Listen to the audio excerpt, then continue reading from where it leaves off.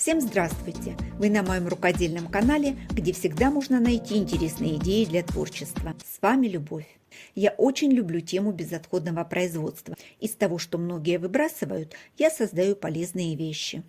В прошлом видео я шила лоскутное одеяло из брюк, и у меня осталось много обрезков. Недолго думая, решила их сразу переработать. Добавила к ним остатки трикотажа, которые я точно уже использовать не буду, и небольшие обрезки мебельной ткани. В этом проекте можно использовать абсолютно любые обрезки, и в первую очередь те, которые собирались выбросить. Еще понадобится вспомогательная ткань. Она может быть не новая, но обязательно стабильная. Для обратной стороны изделия буду использовать спанбонд высокой плотности. Можно взять любую плотную ткань.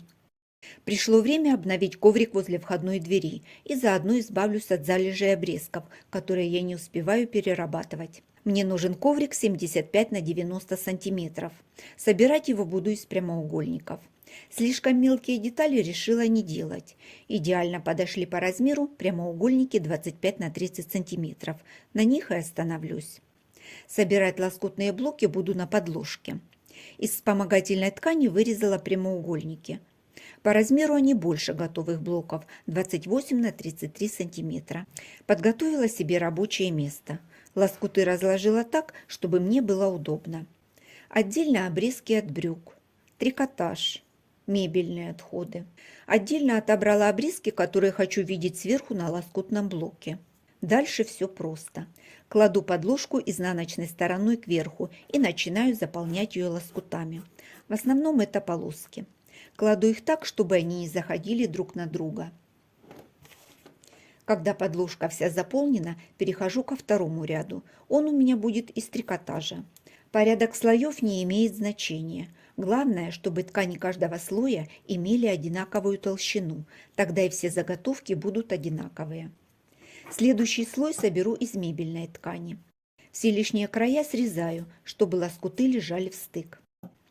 Четвертый слой будет верхний. На нем я хочу собрать декор. И в моем случае это будут тоже полоски, которые я отобрала отдельно.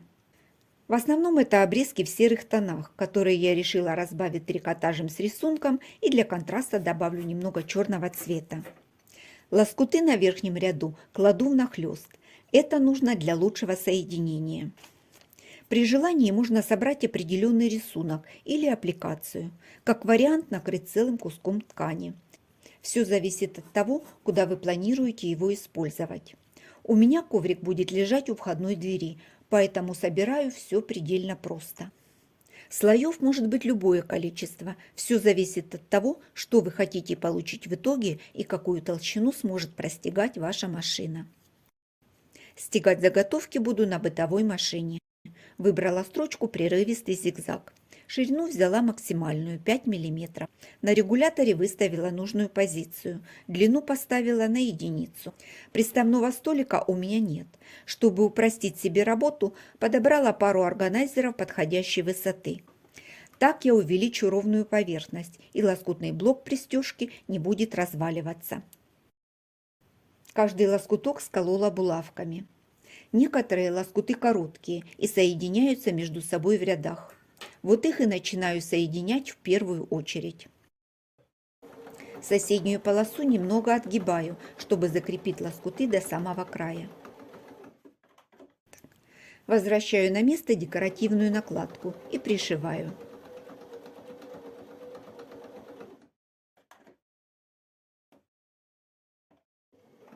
Для соединения прерывистый зигзаг выбрала не случайно. Он закрепит края надежнее, чем обычный зигзаг, и заодно обработает открытые срезы.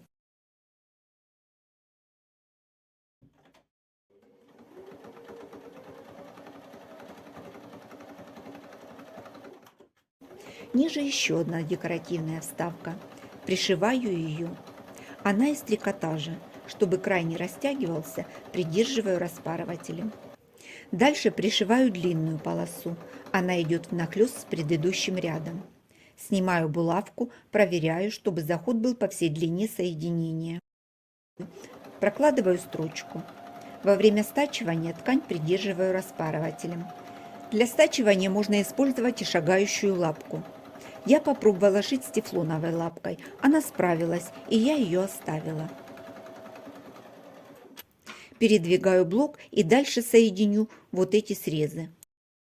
И потом пройду предыдущий ряд по всей длине. После того, как сборку блока закончила, все срезы размахрю. Нитки, которые не закреплены строчкой, все срежу. Больше они меня беспокоить не будут. Край останется открытый, но будет выглядеть аккуратно. При сборке строчка немного стянула ткань, поэтому сделаю влажно-тепловую обработку заготовки. После ВТО заготовка выровнялась, каждый лоскуток принял свою форму и стал на свое место. С изнаночной стороны размечу прямоугольник 25 на 30 сантиметров. Чтобы углы получились 90 градусов, воспользуюсь обычной книгой большого размера. С внутренней стороны от намеченной линии проложила строчку зигзаг, чтобы соединить все слои на срезах. Заготовка многослойная. Срезать лишнюю ткань на краях можно при помощи ножа. Мне больше понравилось работать канцелярским ножом. Чтобы прорезать все слои, нужно провести ножом несколько раз. Оставшиеся нитки срезала ножницами. Если ножа нет, то подойдут и ножницы, но прорезать 5 слоев ткани будет непросто.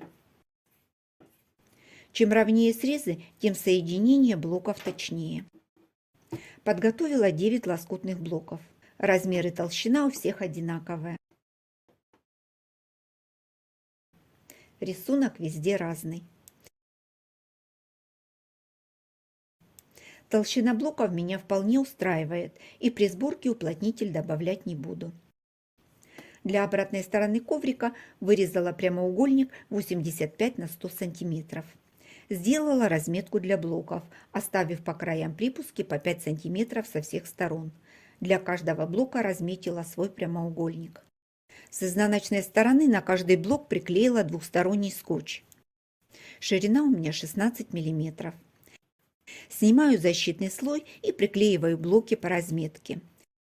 Если у вас есть такой скотч, обязательно им воспользуйтесь. С его помощью сборка будет намного проще и быстрее. Начала сборку со среднего ряда. Закрепила блоки 2 параллельными строчками. После того, как пришила первый ряд, поняла, что нужно закрепить еще и уголки. А для центра в этом случае будет достаточно и одной полоски скотча. Сначала добавила ряд с одной стороны, пришила его. Затем добавила последний ряд с другой стороны.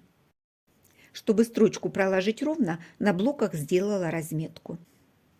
Хочу обратить ваше внимание на то, что каждая деталь, закрепленная скотчем, надежно держится на своем месте. Собирать таким образом блоки на подложке просто и очень быстро. Соединила простой прямой строчкой с максимальной длиной стежка. Она не только закрепила блоки на подложке, но и соединила все слои в блоке по ширине. Соединение между блоками закрою полосками ткани шириной 4 см. Срезы обработаю тканью для обратной стороны.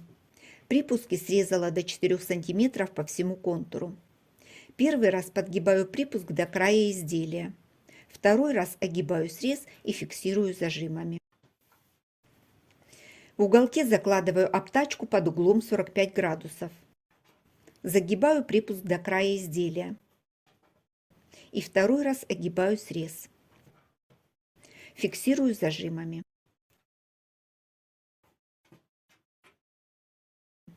Получается аккуратный уголок.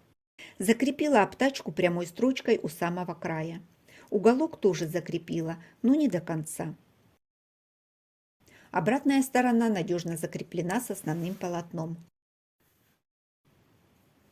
Зрители меня часто спрашивают, сколько весит то или иное изделие из лоскутов. Почему-то многие считают, что получается довольно тяжелое изделие. Решила взвесить коврик. Как видите, весит он 1 кг 77 грамм. Грубо скажем, около килограмма. А вы сами решайте, это много или мало для коврика 75 на 90 сантиметров. Немного времени и фантазии, и еще один проект из мусорной корзины завершен. Сделала я его на замену коврику возле входной двери. Шила я его 2 года назад. Видео по пошиву есть на канале, можно посмотреть. Использовать такой коврик можно в любом месте, везде смотрится хорошо. Стираю я его обычно во дворе на плитке. Намочила, щеткой с моющим потерла, сполоснула и повесила на просушку. Спасибо всем, кто смотрит мои видео до конца. Также хочу выразить свою благодарность спонсорам, которые нашли возможность участвовать в развитии моего канала. Надеюсь, мое видео вдохновит кого-то на создание подобного изделия. А я на этом с вами прощаюсь. До встречи в новых видео.